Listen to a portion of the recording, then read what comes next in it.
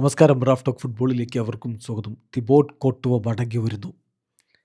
UEFA champions ലീഗിൻ്റെ semi final മത്സരം കളിക്കാൻ അദ്ദേഹം ഉണ്ടാകും.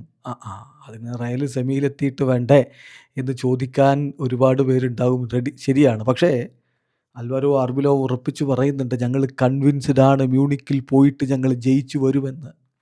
2-1 സാന്റിയാഗോ ബെർണാബുവിൽ ബയേണിനോട് തോറ്റിരിക്കുന്നത്. ഒരൊറ്റ ഗോളിൻ്റെ കടമയുള്ളൂ. നാളെ മത്സരം, നാളെയല്ല, മറ്റന്നാൾ.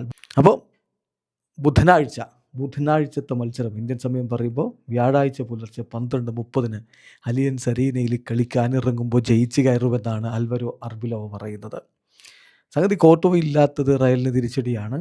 ഇപ്പോൾ മരിയോ കോർട്ടഗാനയും അതുപോലെ ഗുയർമോ റായും ഒക്കെ റിപ്പോർട്ട് ചെയ്യുന്ന കാര്യം നോക്കുക. ദി അത്ലറ്റിക്കിൻ്റെ ജേർണലിസ്റ്റുകൾ റിപ്പോർട്ട് ചെയ്യുന്നു, Thibaut Courtois is set to return in time for the Champions League semi finals against PSG or Liverpool if Real Madrid qualify next week. ഇപ്പോൾ ഈ വരുന്ന മിഡ് വീക്കിൽ റയൽ മാഡ്രിഡ് സെമി ഫൈനലിലേക്ക് കടന്നു പോവുകയാണെങ്കിൽ UCLൻ്റെ സെമി ഫൈനലിൽ കളിക്കാൻ ആ സമയമാകുമ്പോഴേക്കും റെഡിയായിട്ടുണ്ടാകും തിബോട്ട് കോർട്ടുവ അങ്ങനെ ഫിറ്റായി വരികയാണെങ്കിൽ ടീമിന് അത് വലിയ ഗുണം ചെയ്യും. PSG ലിവർപൂളോ ആണ് എതിരാളികളായിട്ട് വരാൻ പോകുന്നത്. നിലവിൽ PSG ആണല്ലോ ആദ്യപാദം ജയിച്ച് നിൽക്കുന്നത്. ഏതായാലും ഇതോടുകൂടി മറ്റൊരു കാര്യം കൂടി കൃത്യമാവുകയാണ്.